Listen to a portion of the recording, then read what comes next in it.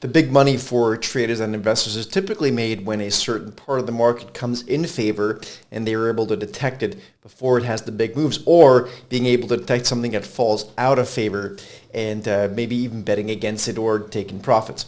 In the case of semiconductor stocks, which of course we know has been all the focus for many years now and will be an important focus going forward as well.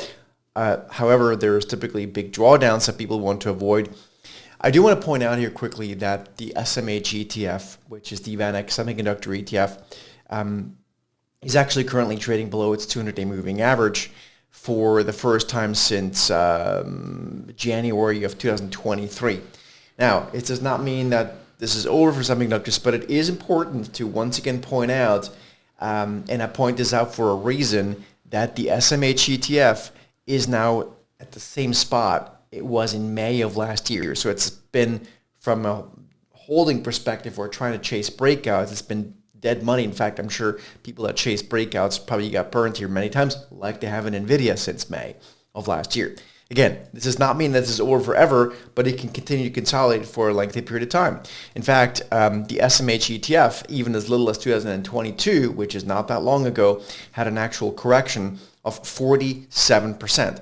That's on an ETF level. That's not an individual stock, right? So I'm pointing this out because I think there's a lot of risk that people either are not aware of or just don't want to hear at this juncture here in the market.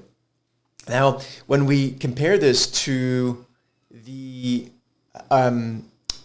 to other parts of the market, and I compared Microsoft versus gold in a video last Friday, and we compare semiconductors versus gold, the performance is not as dire, but semiconductors were some of the very strongest performance last year. So even so, on a year-over-year basis, as of today, gold is actually outperforming the SMH by something like 800 basis points. So that's about 8%.